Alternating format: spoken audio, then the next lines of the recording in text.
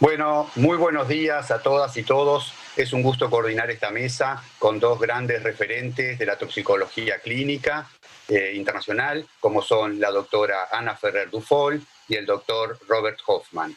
Daremos comienzo a la mesa que denominamos manifestaciones clínicas y metabólicas, cuándo pensar en una intoxicación. Para comenzar, le voy a ceder la palabra a la doctora Ana Ferrer Dufol, quien es jefe de la unidad de toxicología clínica del Hospital Clínico Universitario y profesora de toxicología clínica de la Facultad de Medicina de la Universidad de Zaragoza, presidenta de la Fundación Española de Toxicología Clínica y presidenta electa de la Asociación Europea de Centros de Toxicología y Toxicólogos Clínicos, con sus siglas en inglés EAPCCT. Debemos destacar que parte de su actividad investigadora y de publicaciones ha participado en numerosos congresos nacionales e internacionales con presentación de más de 100 comunicaciones y ponencias en el campo de la toxicología clínica. Asimismo, múltiples publicaciones tanto en libros, capítulos de libros y artículos en el campo también de la toxicología clínica. La doctora Ferrer nos disertará sobre el tema rhabdomiólisis en intoxicaciones agudas. Así que, Ana, un gusto, te cedo la palabra.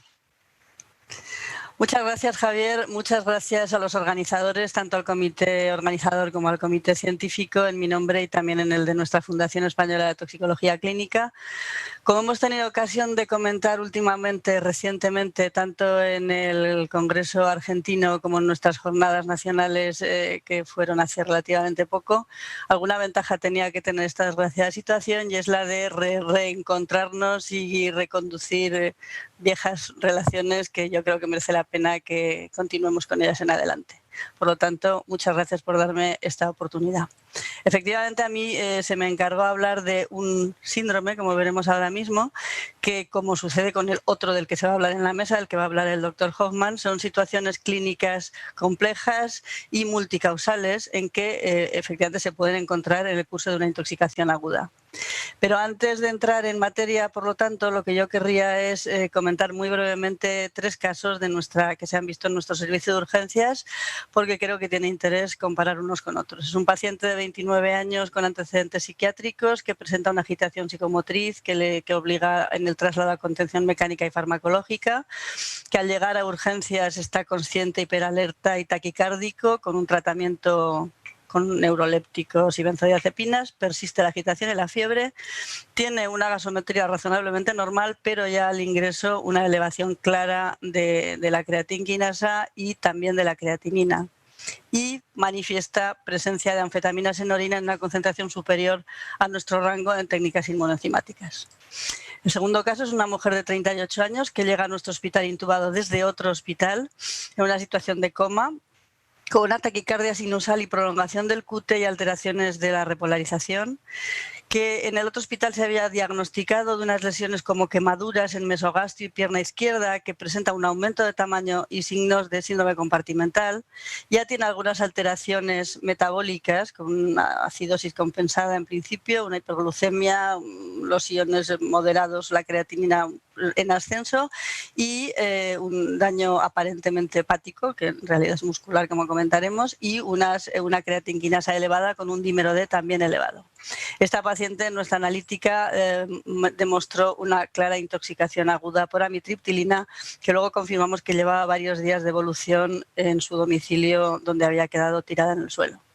Este es el aspecto que tenían esas lesiones en mesogastrio, que nos llamó la atención, no son quemaduras, son erosiones claramente de lo que podríamos llamar de cúbitos de ropa interior, y esta es una de las múltiples lesiones que presentaba en ambas extremidades, donde se ve una destrucción de partes blandas y tejidos muscular claramente, junto con, como se veía en la anterior, una clara engrosamiento de la extremidad inferior izquierda, que estaba más o menos del doble volumen que la derecha. Y este tercer caso es un hombre de 79 años encontrado en su coche en estado poscrítico, sin antecedentes, con incontinencia de esfínteres y estupor, que presenta intensas fasciculaciones del traslado, pero permanece en observación de nuestro servicio de urgencias 24 horas sin que se encontrase absolutamente nada desde un punto de vista de pruebas complementarias, analítica, etcétera, por lo que es dado de alta. Y 48 horas después vuelve con un edema progresivo de la extremidad superior izquierda que veremos ahora mismo, con tumefacción, empastamiento de partes blandas y venopunciones en la flexura del codo izquierdo, y interrogado, reinterrogado, reconoce que con fines suicidas se había inyectado 48 horas antes, es decir, en este ingreso, 15 centímetros cúbicos de deltametrina en fitosanitario, es decir, una concentración razonablemente alta del 2,5% en disolución con nafta.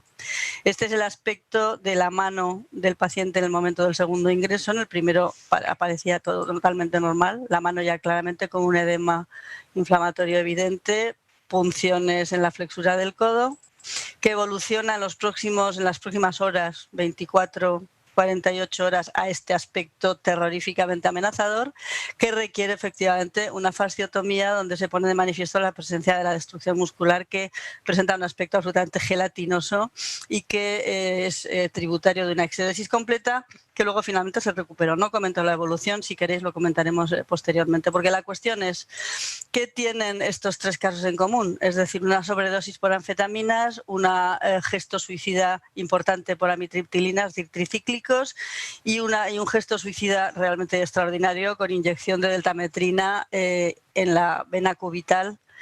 Lo que tienen en común, evidentemente, es la existencia en los tres casos de rhabdomiólisis, cuya transcripción literal es ruptura de fibras musculares estriadas, pero que en realidad suponen un síndrome global caracterizado por necrosis muscular y lo que da lugar de verdad al síndrome, que es la liberación de los constituyentes de la célula muscular a la circulación.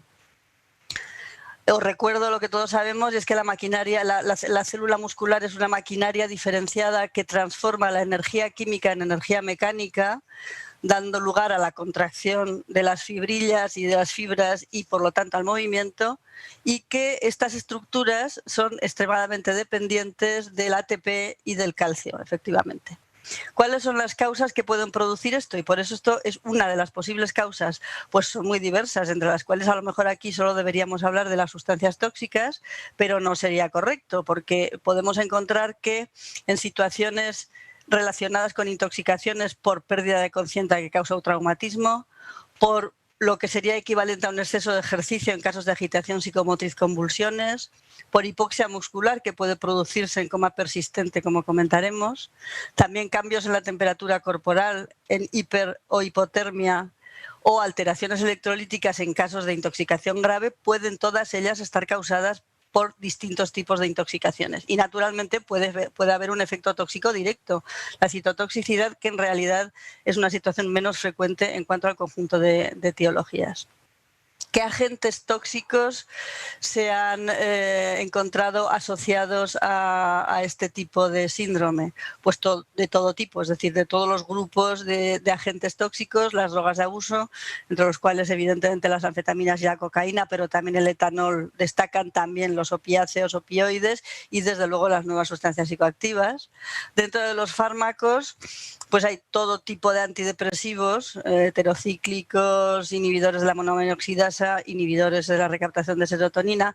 Entre los antihistamínicos destaca la doxilamina, de la cual se han referido bastantes casos de rhabdomiólisis grave. Por supuesto hay que mencionar los barbitúricos, que en realidad fueron los inaugurales, aquellos en los que prácticamente se describió este tipo de síndromes compartimentales que casi se les atribuían de una manera específica, y, por ejemplo, la teofilina, de la que se han referido varios casos mortales con grave rhabdomiólisis.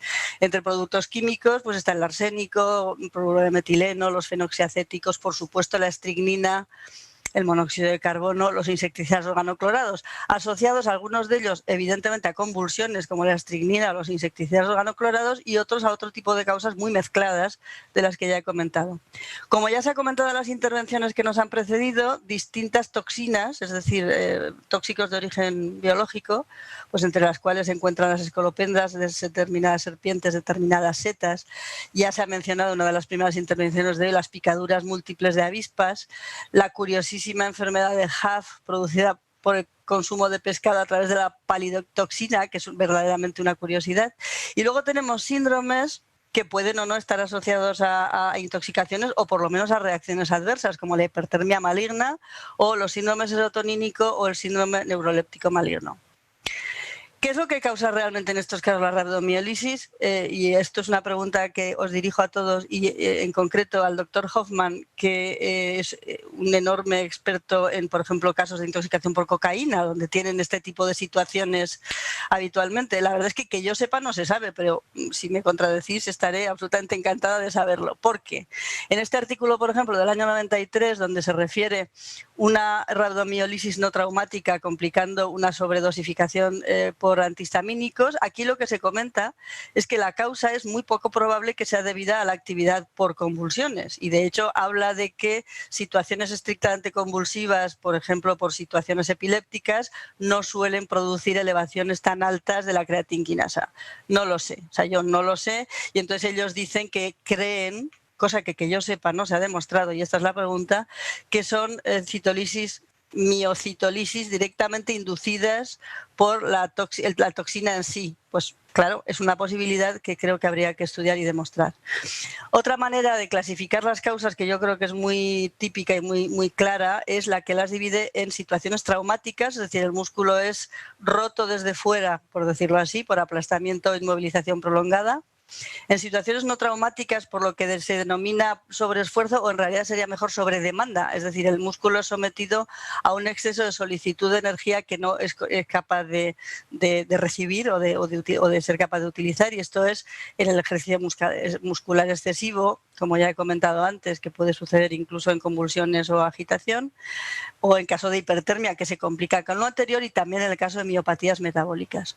Y finalmente, el tercer grupo, que sería no traumática y no sobreesfuerzo, entre las que de alguna manera están las intoxicaciones y otro tipo de situaciones como infecciones o alteraciones electrolíticas. Pero a mí me ha parecido útil dividirlo, aunque sea una simplificación muy grande, en dos grandes situaciones fisiopatológicas. O agresión sarcolémica directa, que es lo que destruye el músculo, por así decir, desde fuera, o básicamente mecanismos dependientes de la energía, que podemos traducir como una depleción de ATP.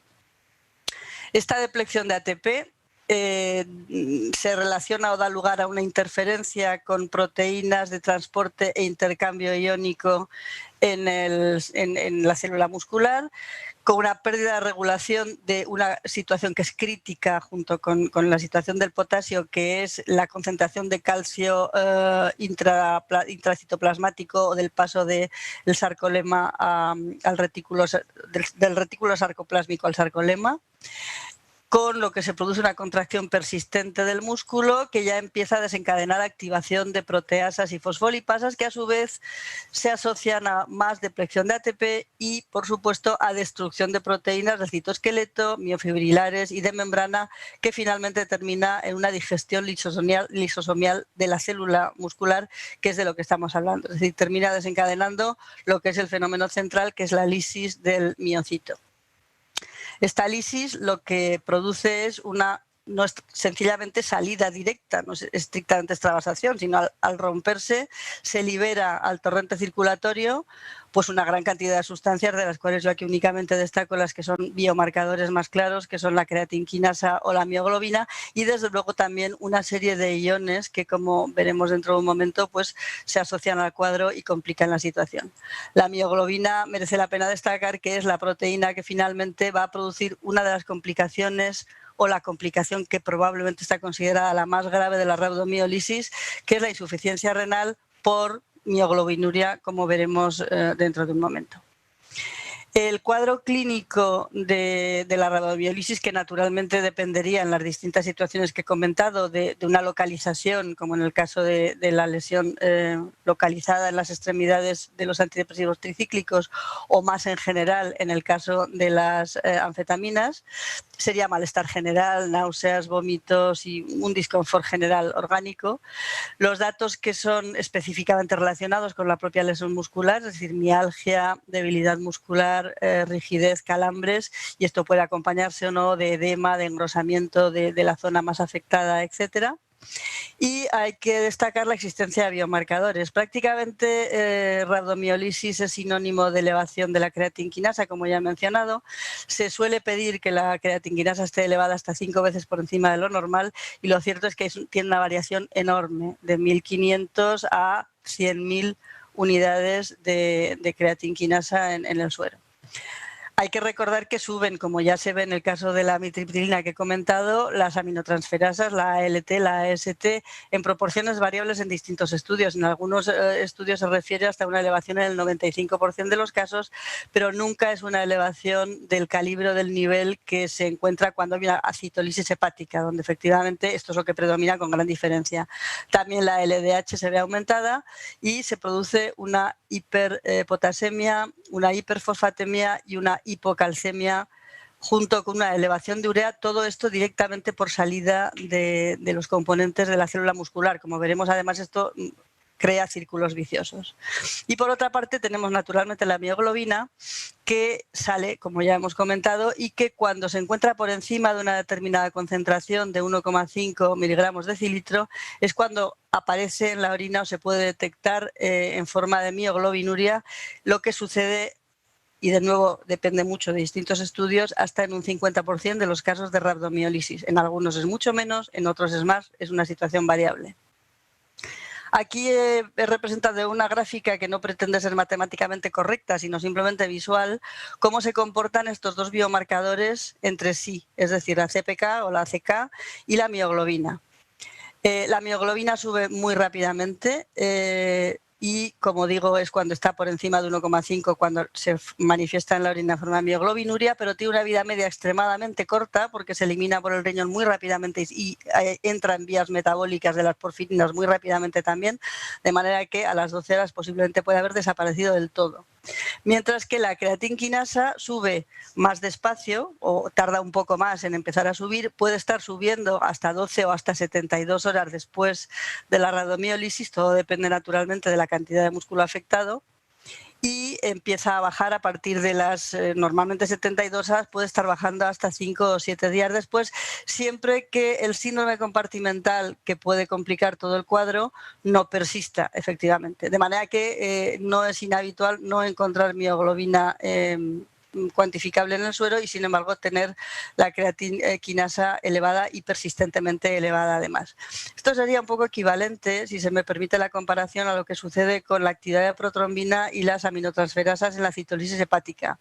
La actividad de protrombina es la que más ágilmente baja, en este caso, y luego vuelve a recuperar cuando la cosa va a ir bien, y, sin embargo, las enzimas hepáticas se elevan más lentamente y mucho más y persisten durante mucho más tiempo elevadas, como sucede en los casos que ha comentado Flavia hace un momento, de las amanitinas o en la intoxicación por paracetamol.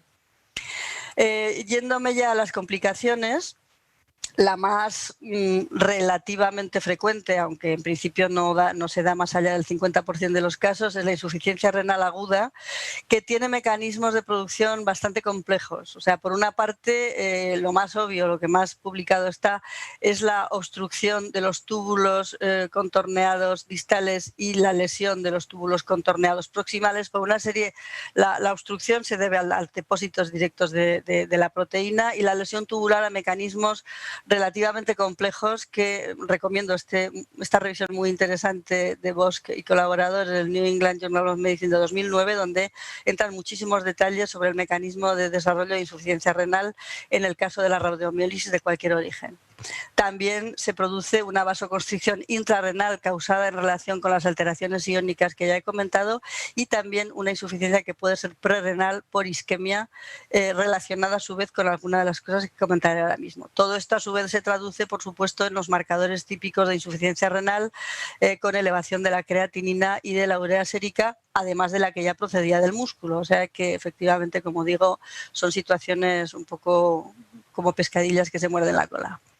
Naturalmente, cuando la situación es seria, y este es el caso que veíamos en el caso de la intoxicación por amitriptilina, puede haber un síndrome compartimental con elevación general de los reactantes de fase aguda, que da lugar a un síndrome general inflamatorio que puede incluir incluso un síndrome de distrés respiratorio. No entro en los detalles porque son todas las complicaciones de lo que es el síndrome de inflamación generalizada, que ahora se conoce lamentablemente muy bien.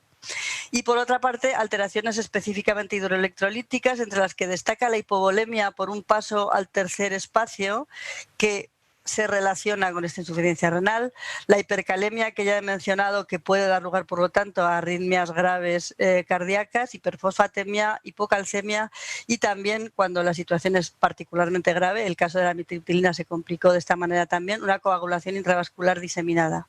Lo que quiero destacar es que todo esto puede comportarse efectivamente de una manera circular, es decir, es un círculo vicioso en el que la hipovolemia contribuye a la lesión renal a la hipovolemia, a las alteraciones hidroelectrolíticas, etcétera. Con lo cual, lo que es fundamental y lo que se comporta verdaderamente muy bien con este tipo de síndrome, que per se, en general, tiene bastante buen pronóstico, es el tratamiento que es relativamente sencillo. Es decir, hay un acuerdo general en que lo fundamental, en el caso de una amenaza de rhabdomiolisis que se esté desarrollando con los biomarcadores que he comentado, lo importante es hacer una reposición hidroelectrolítica intensa, que en principio lo que se recomienda, sin duda, es el suero salino isotónico a altos flujos, controlando evidentemente la situación renal al mismo tiempo. Y el tema del bicarbonato es un tema que, como sabéis, siempre está en discusión, pero en principio parece bastante claro, aunque la evidencia puede resultar un poco complicada de encontrar, que el conseguir la alcalinización de la orina disminuye claramente la lesión renal y, por lo tanto, la administración de bicarbonato parece claramente indicada, aunque, como digo, no deja de ser un tema que está en controversia. No puedo entrar en los tratamientos específicos de las causas porque habéis visto todos los posibles causantes de este tipo de síndrome y, por lo tanto, lo que hay que hacer es atender a cada una de ellas.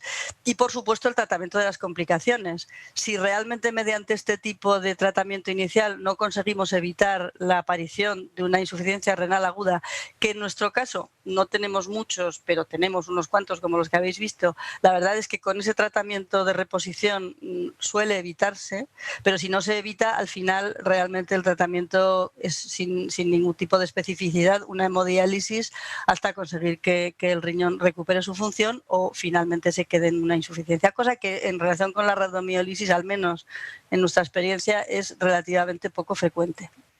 Y quiero comentar en este contexto lo que evita más que esto aparezca, es decir, la prevención.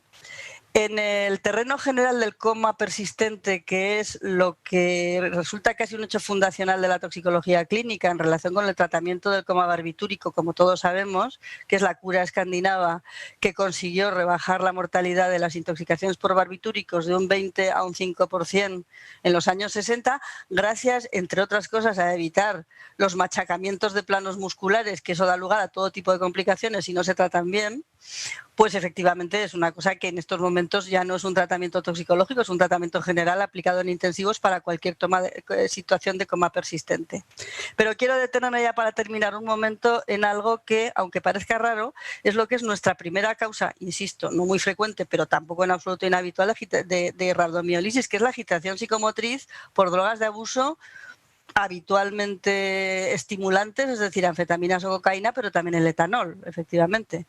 Entonces, lo vemos y lo que me interesa es destacar. Yo recibí a través del correo de la lista de distribución a la que estoy apuntada hace mucho tiempo, de la American College of Medical Toxicology, un correo que guardo para enseñárselo sobre todo a los alumnos, porque me parece muy interesante, donde habla de un paciente con un delirio agitado, en el que el autor insiste, y lamentablemente he perdido al autor, porque es un correo que igual tiene 20 años y no lo he podido encontrar, pero me pareció extremadamente esclarecedor, avisar de que esto efectivamente es una situación potencialmente mortal, no a través de la rhabdomiolisis inicialmente, pero sí a través de una tormenta adrenérgica causante de una parada cardíaca.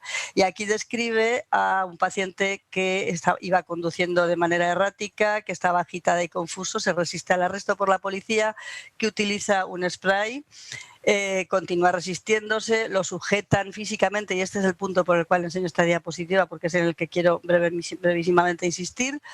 Continúa resistiéndose, lo colocan boca abajo sujeto por 4 puntos y de repente deja de moverse y se lo encuentran sin pulso y asistólico y no lo recuperan. Finalmente se comenta que había estado esnifando cocaína muy poco tiempo antes y esa es la situación. Con esto me remito no al tema de la parada cardíaca, que aunque no es imposible en la situación que estoy comentando, no es en absoluto una amenaza clara en absoluto, pero sí a lo que es el tratamiento general de la agitación.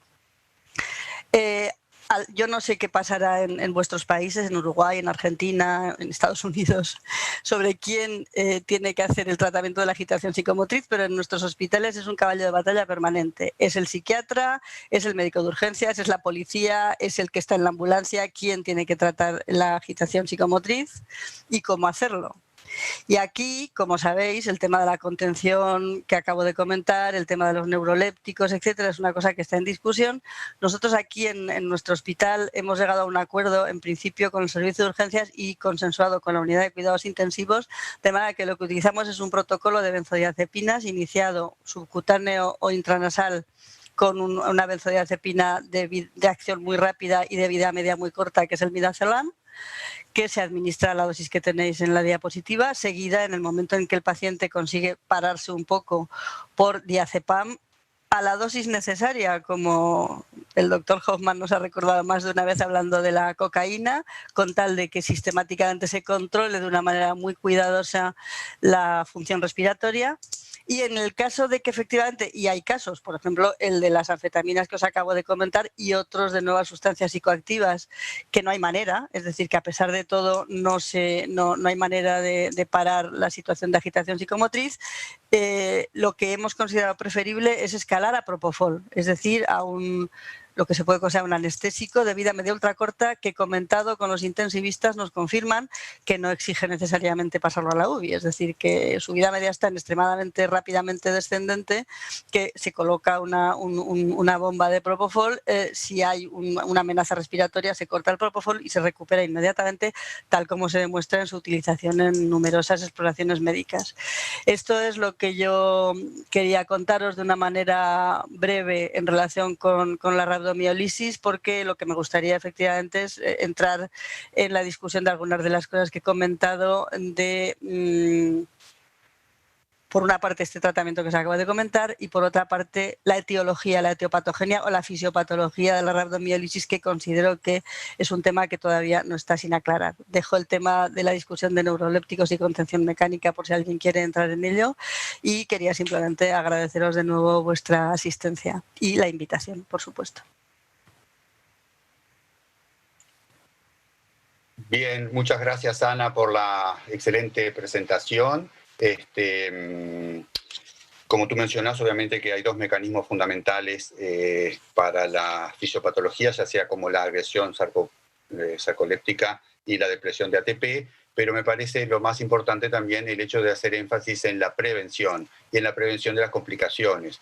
Es una realidad que los pacientes agitados, ya sea por un cuadro psiquiátrico o por una agitación por sustancias de abuso, se debe hacer una contención, y muchas veces esa contención agrega además más traumatismos a nivel muscular. Exacto. Por lo tanto, la prevención desde nuestro punto de vista, me parece que desde el punto de vista médico es atender esas complicaciones o prevenir esas situaciones, ¿no? Bueno, gracias, Ana. Y la discusión obviamente que va a estar abierta para hacerla con Bob. A continuación, le vamos a dar la palabra al doctor Robert Hoffman, quien es médico toxicólogo y es profesor titular de Medicina de Urgencias del Hospital Bellevue, es director de la División Toxicología Médica de la Facultad de Medicina Grossman de la Universidad de Nueva York, ha sido editor de en el libro Toxicologic Emergencies del Goldfrank durante las últimas 7 ediciones, y ha escrito más de 450 publicaciones en revistas arbitradas por grupos de pares que cubren varios aspectos de la toxicología.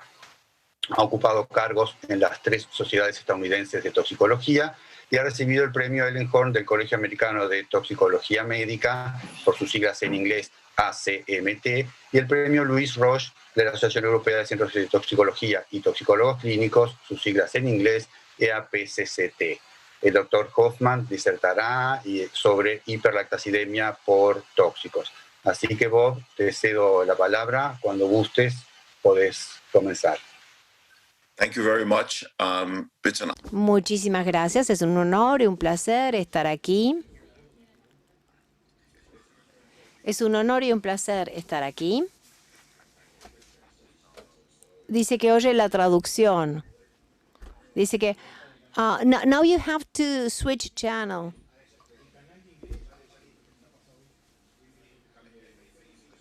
Sí, hay algo bueno de decir. El coronavirus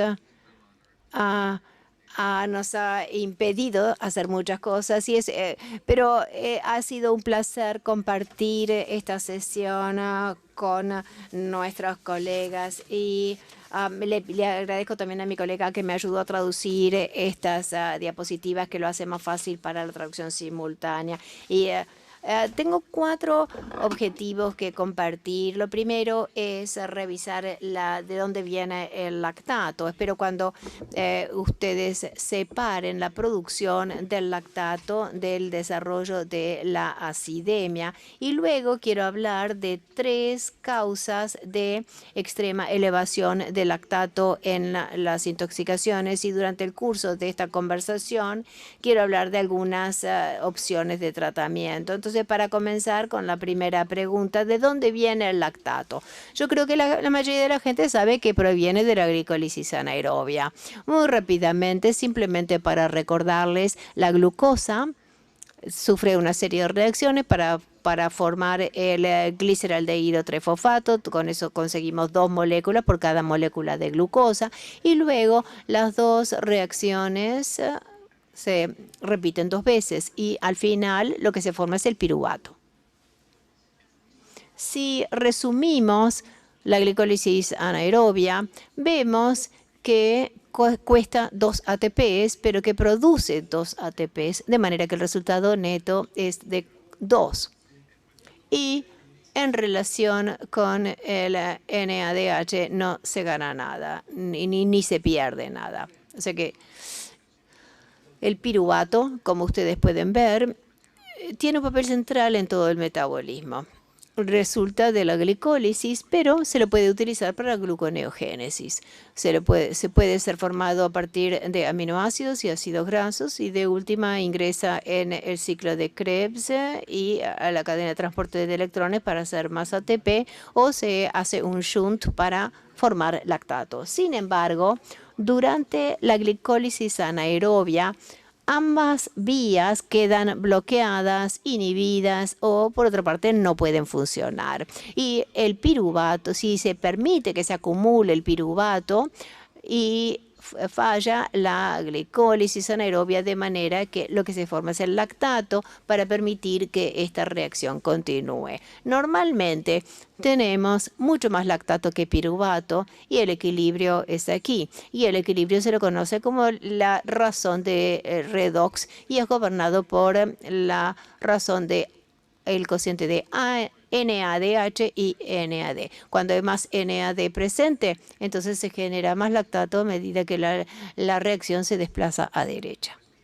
Cuando la gente piensa en la glicólisis anaerobia, a la gente le gusta sumar la utilización de energía y la generación de piruvato y lactato en la ecuación 3. Pero me gustaría mostrarles que, de hecho, el consumo de glucosa es neutro con relación al equilibrio ácido-baso y que, de hecho, la acidosis deriva de la conversión de ATP a ADP y, de última, a AMP. Como tal, el término acidosis láctica es un mal término y no debería existir, porque el equilibrio ácido-base no tiene que ver con el lactato, sino que tiene que ver con el consumo de ATP. Y si bien yo prefiero el término acidosis metabólica con elevación del lactato, este término es muy difícil de decir en inglés o en español, o sea que de rutina hablamos de acidosis láctica para simplificar, pero tenemos que reconocer que eso no es así.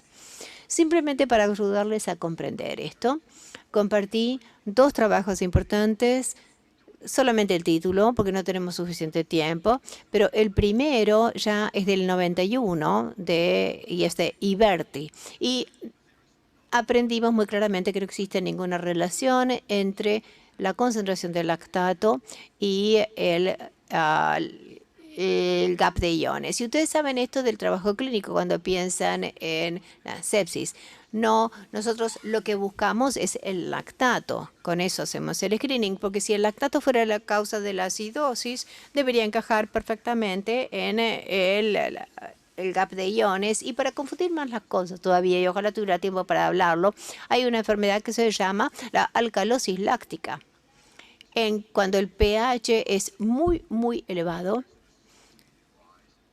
se eleva el lactato de manera asociada. Y si el lactato produjera ácido, esto sería absolutamente imposible. El mundo no es perfecto y hay una verdadera causa de verdadera acidosis láctica. El propilenglicol es utilizado en muchas medicaciones, en la fenitoína, en el lorazepam y algunas veces como un refrigerante de motores en los autos. El propilenglicol es metabolizado a lactato, al igual que muchos alcoholes tóxicos que se metabolizan. Y con esta única consideración, la generación de lactato se asocia con una caída del pH. Pero esto es una causa muy, muy infrecuente. También hay una causa, un falso positivo de elevación del lactato y que quisiera que fueran conscientes de ello. Y ocurre con la intoxicación por etilenglicol. Como ustedes ven a izquierda, el glicolato tiene una estructura química que es muy, muy parecida a la del lactato.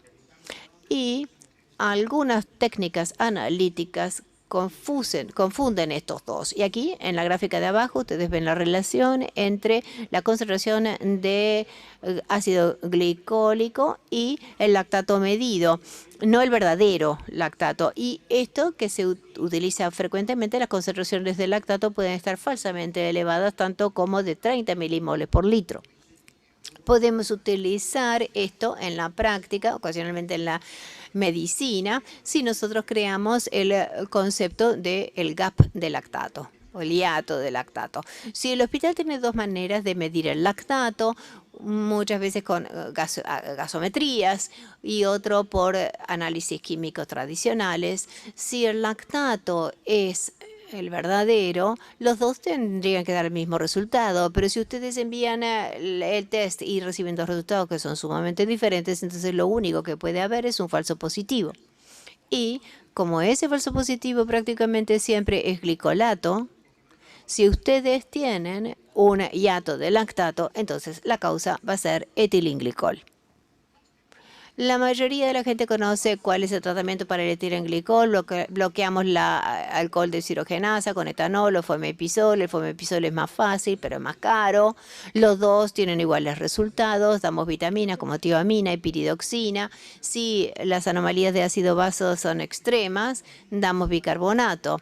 Y la hemodiálisis sí está indicado por insuficiencia renal o cuando hay una concentración de etilenglicol demasiado elevada. Por falta de tiempo, voy a hablar solamente de las dos causas más comunes de hiperlactatemia extrema que vemos en la clínica y voy a revisar la fisiopatología y el tratamiento. Lo primero es la cetoacidosis alcohólica.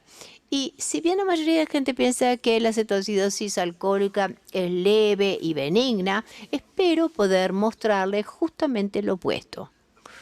El metabolismo del alcohol de última a acetato se asocia con la generación de NADH. Y cuando nosotros pensamos en las patologías de la elevación del lactato, quiero que siempre se concentren en la química de NADH. Normalmente, cuando ustedes están sin ingesta, se libera glicógeno, si están en ayunas, a medida que caen los niveles de glucosa, se metabolizan los ácidos grasos y de última se oxidan y ingresan al ciclo de Krebs, en el ciclo de Krebs. El intermediario aquí es acetilcoenzima A, pero en presencia de el ciclo de Krebs es bloqueado por una deficiencia de tiamina por el alcohol y tenemos este exceso extremo del NADH. La razón por la cual eso es importante es porque el NADH arrastra la reacción entre el del acetato a beta hidroxibutirato y no es una acetona, sino que es un alcohol secundario. De manera que cuando nosotros buscamos las cetonas, muchas veces no nos damos cuenta, lo perdemos en la cetoacidosis alcohólica. La presencia de una elevación severa de NADH impulsa la reacción de piruvato a lactato y la cetoacidosis alcohólica está asociada con una elevación extrema del lactato. Si bien esta no es la descripción original, esta es mi descripción favorita de la cetoacidosis alcohólica, que es de Fulop, que describió 27 pacientes. La mayoría de ellos no importan, pero quiero destacar simplemente algunos en las tablas de Fulop originales. Y ven allí en las tablas de colores, vamos a hablar de los pacientes 6, 12 y 23. Observen las cetonas bajas o ausentes y las anomalías de pH extremas. Ocasionalmente en la cetoacidosis alcohólica la gente puede tener pH tan bajos como cualquier alcohol tóxico o cualquier otra intoxicación severa. A medida que seguimos viendo más en profundidad de estos pacientes, verán que el lactato, 14.4 milimoles, 20 milimoles, 19 milimoles, es sumamente raro ver concentraciones de lactato de 14, 15, 20 en la sepsis, en el shock cardiogénico, en otras patologías, porque esta gente habitualmente se muere por la enfermedad subyacente. Aquí tienen ustedes una elevación de NADH que hace que el piruvato pase al lactato y que provoque esta anomalía extrema.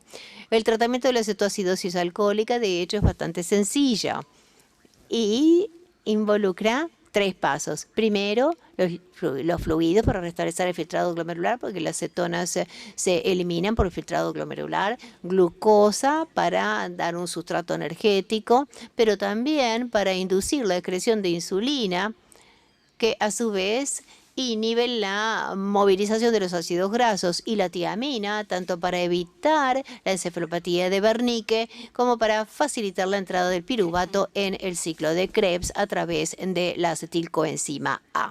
Y si ustedes hacen estas 3 cosas y solo estas 3 cosas, la cetoacidosis alcohólica en general se resuelve muy rápidamente.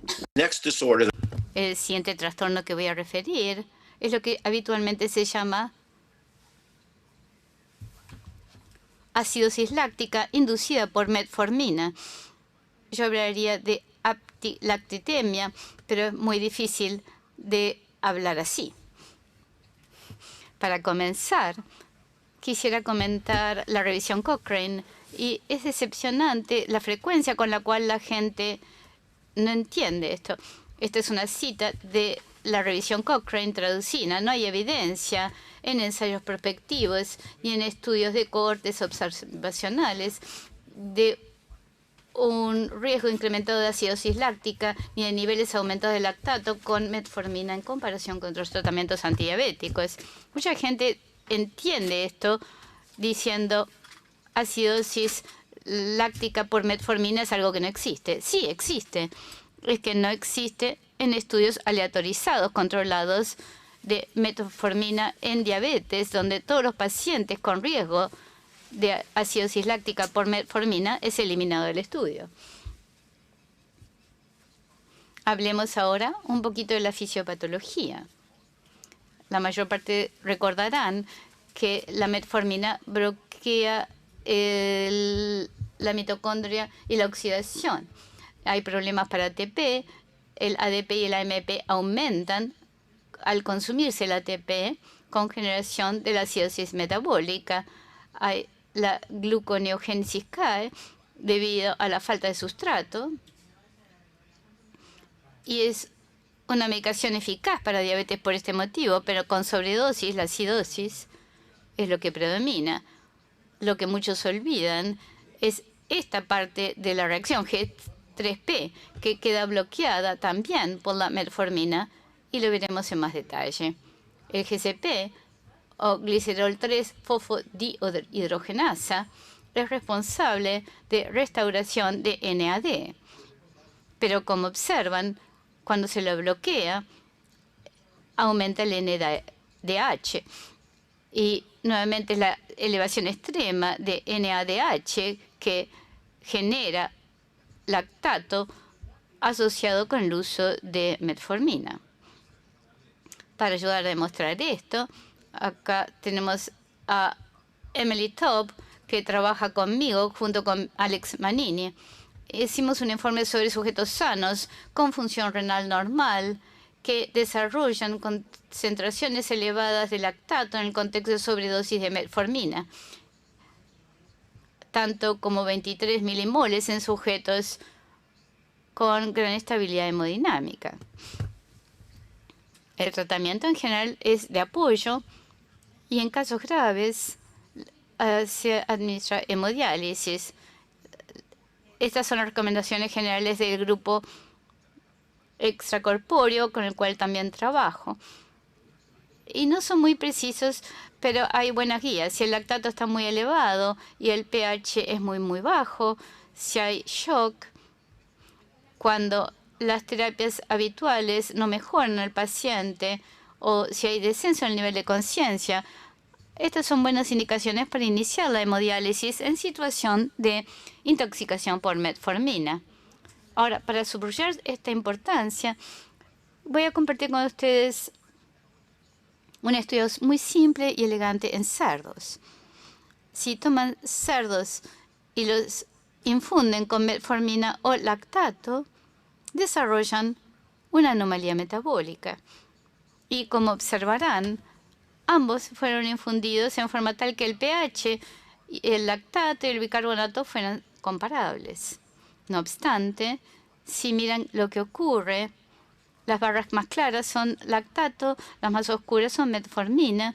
El pH es igual, la concentración de lactato también, pero con metformina la glucosa cae un poco, pero el lactato no lo modifica. Lo más importante es que en metformina el consumo de oxígeno falla, pero esto no se ve afectado por el lactato. Es la metformina que produce la anomalía ácido-base de base, no el lactato, y es lo que afecta el metabolismo, y el lactato de por sí solo no afecta tanto al organismo. Ahora voy a hablar del cianuro, aunque como hay poco tiempo, simplemente diré que bloquea todo el proceso. Se genera lactato. Sabemos que la elevación del lactato se asocia con inhalación de humo y envenenamiento. Las cifras no son muy altas aquí, y esto porque el lactato se corrige. El cianuro es un veneno tan grave que la gente se muere mucho antes de generar mucha elevación de lactato.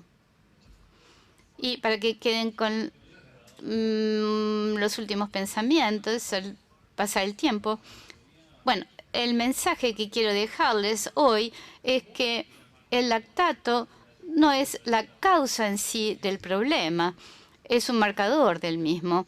Y como tal, el término acidosis láctica no es una buena expresión. El lactato es apenas un signo de un desarreglo metabólico. La anomalía ácido-base surge del consumo de ATP y la generación de lactato generalmente surge de un exceso de NADH o alguna otra anomalía metabólica. No hay una relación confiable entre la generación de lactato y la caída del pH, y la mejor ilustración para ello es el hecho de que el lactato no es sustituido 1 a 1 en la relación de brecha aniónica y en lo que se llama la alcalosis láctica. Finalmente, hay que encontrar la causa de la acidosis metabólica. y hay que corregirla.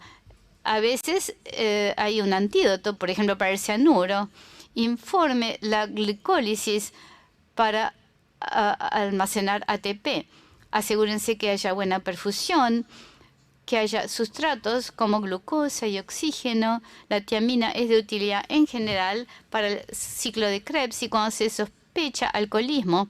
Y no pude hablar mucho de infusión, el síndrome por infusión de propofol, pero la carnitina puede jugar un papel en ese caso. Dicho esto, bueno, gracias.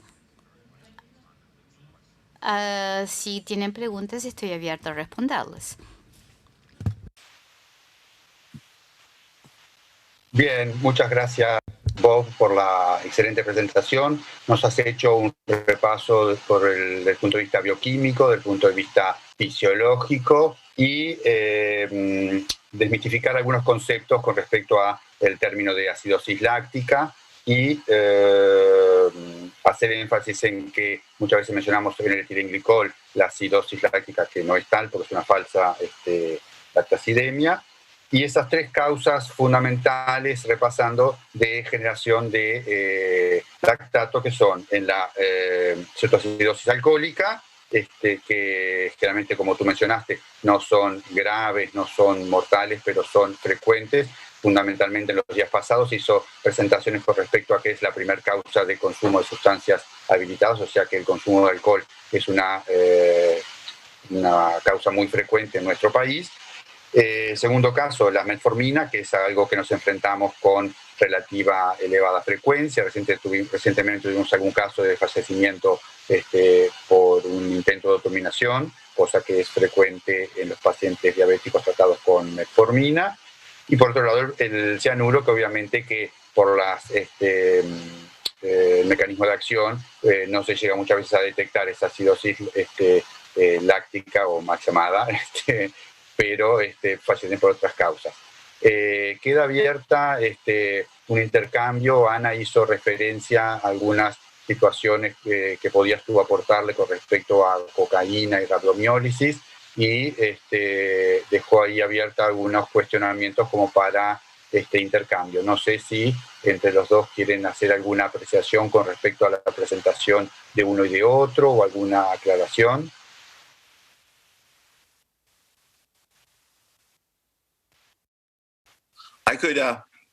Bien, podría agregar brevemente, respondiendo a la pregunta de Ana respecto a la cocaína. Ella siempre hace preguntas muy inteligentes. No sabemos la respuesta total, pero en algunos creemos que es un vasoespasmo importante a nivel muscular, como se da la isquemia cardíaca o el AVE, y en ausencia de agitación psicomotora, un vasoespasmo grave puede causar injuria muscular. Y en cuanto a, se alega, incluso en el caso del etanol, que a mí me ha llamado la atención en la revisión de la literatura que he puesto un poco para poner a punto el tema, se habla de que el etanol es directamente citotóxico para el músculo. Yo no termino de encontrar el mecanismo bioquímico de esa acción. No digo que no exista, pero no lo encuentro. Y me pasa lo mismo con las anfetaminas, es el artículo o los antihistamínicos, ¿no? El vasoespasmo que acabas de comentar, pues me parece un mecanismo que claramente contribuye. Una cosa que pasa con la rabdomiólisis, como con las alteraciones del lactato, es que hay tantas causas que pueden estar interfiriendo que decidir más o menos cuál es la más importante, pero sobre todo a mí lo que me intriga mucho es la citotoxicidad. Eso no lo veo nada claro en ninguno de los tóxicos que he visto. Bueno, están las estatinas, por ejemplo, como reacción adversa.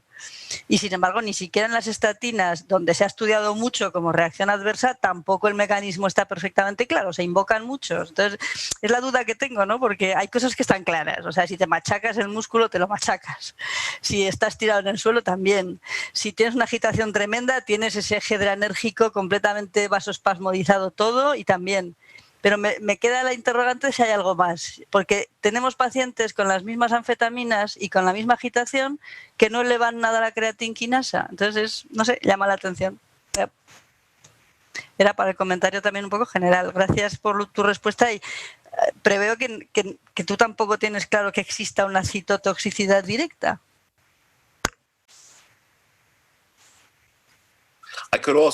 También podría agregar brevemente, si tienen tiempo, que en el caso de la doxilamina, una antihistamina, quizás se liga a una ubiquinona, citocroma Q, al inicio de la cadena de transporte de electrones, al igual que la rodinona o otras toxinas importantes. Y es quizá posible que esto sea el efecto citotóxico de los músculos. Gracias.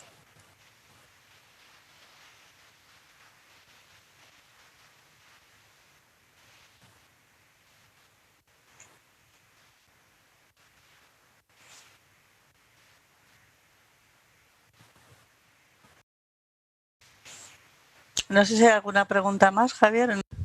No.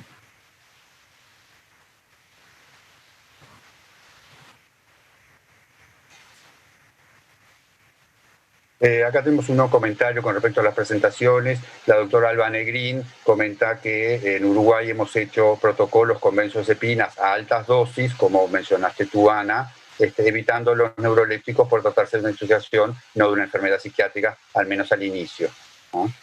De acuerdo. O sea, también tenemos los protocolos con benzodiazepinas.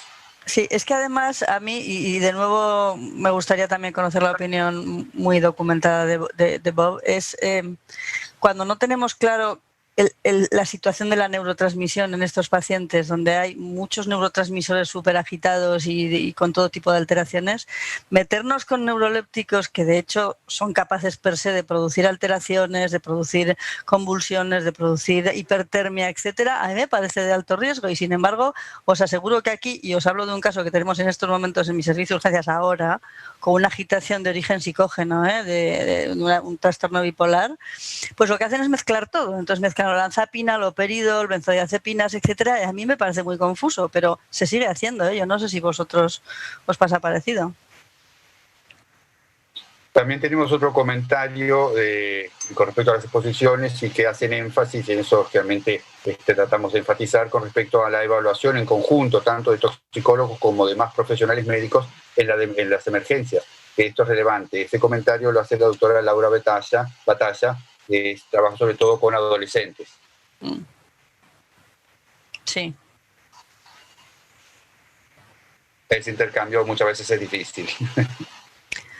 Bueno, no debería. O sea, teóricamente en el servicio de urgencias, y supongo que pasa lo mismo en los distintos países que están aquí representados, pues está el médico de urgencias, que es o un médico de familia o un internista. En España no existe la especialidad de emergencias, pero tienen formación bastante fundada sobre lo que están haciendo, y además el psiquiatra. Entonces ahí el problema que yo encuentro, y quizá por ahí vaya el comentario, es como que se quitan, o sea, lo de descartar organicidad a mí me llama mucho la atención en los pacientes agitados, porque por definición un paciente agitado es las dos cosas a la vez, es decir, presenta una conducta totalmente anormal y es orgánico, claro que es orgánico. A mí qué más me da que el origen de esa agitación sea un delirio. El hecho en sí es orgánico, entonces eso en principio debe ser tratado de manera conjunta, en mi opinión. Por eso planteaba la pregunta de quién tiene que tratarlo. Pues tiene que tratarse por personal formado, eso para empezar, y vigilado y teniendo en cuenta ambas facetas, la faceta psicógena, que no deja de estar presente en una agitación psicomotriz por anfetaminas, y la faceta orgánica, que está evidentemente presente en una agitación por anfetaminas o por cocaína. Claro, pero muchas veces, Ana, la realidad hace que estos pacientes distorsionan un servicio de urgencias. Todas. Entonces, generalmente son medidas físicas, aumentan la contención, las medidas físicas aumentan la rhabdomiólisis, que puede dar de repente por un paciente consumidor de una agitación por anfetamina, ¿no? Claro, pero eso es lo que he planteado. Yo creo que eso es hacerlo mal, con perdón. Y ya sé que todos nuestros servicios de urgencias, y en especial en este momento, están saturados, etcétera, etcétera. Pero no por eso vamos a decidir que lo que se está haciendo, como no queda otro remedio que hacerlo, está bien hacerlo. Yo diría que no. O sea, yo diría que, sobre todo, llamar la atención al hecho de que por eso he puesto la diapositiva que viene de Norteamérica, ¿no? Eso es un cuadro agudo grave y tiene que tratarse como un cuadro agudo grave y hacer todo lo necesario para pararlo. Y no he mencionado, pero es obvio y quizá merece la pena insistir, que las benzodiazepinas tienen la virtud de ser miorrelajantes y por lo tanto en principio serían especialmente preventivas de la rhabdomiólisis cuando estamos atacando alguna de las partes que la desencadenan.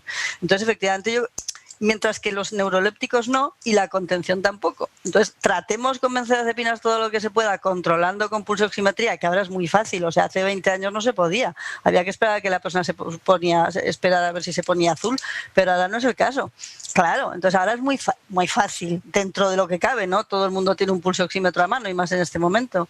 Entonces y tienes el flumazenil para, en el caso de que efectivamente te haga una parada, cosa que no pasa ni en un 1 por 1000 de los casos, Bob, corrígeme si me equivoco, a nosotros por lo menos no nos pasa, pues puedes poner una gotita de flumazenil y eso lo reviertes si quieres. Y se va a volver a agitar y lo vas a tener que volver a dormir. Pero para eso estamos en urgencias, no para tratar otras cosas.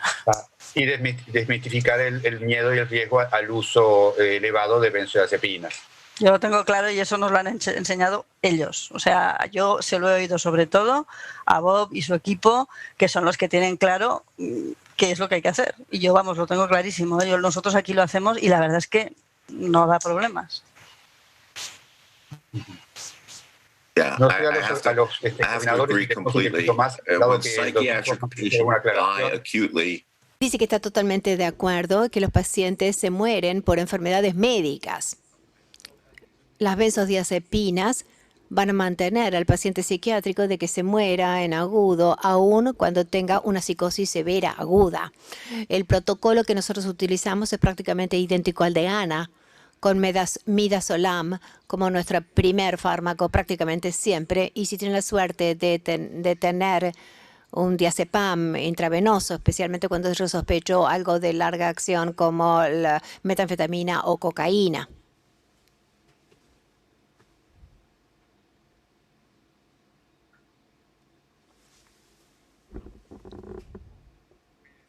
Gracias, Bob, por esta apreciación. Bueno, fue un placer reencontrarlos, aunque sea a la distancia. Ya nos reencontraremos, ya sea en los Pirineos aragoneses, en la Gran Manzana, Por favor. en la Gran Manzana, tal vez con Bob, o, por qué no, en Uruguay. Muy bien. Sí, sí. Un beso y un abrazo para ambos y estamos en contacto. Muchas gracias a vosotros y estamos en contacto. Adiós, Bob. Hi, bye bye. Thank you. Damos por finalizada esta mesa. Gracias por la participación a todos y por las preguntas que han hecho. Salud.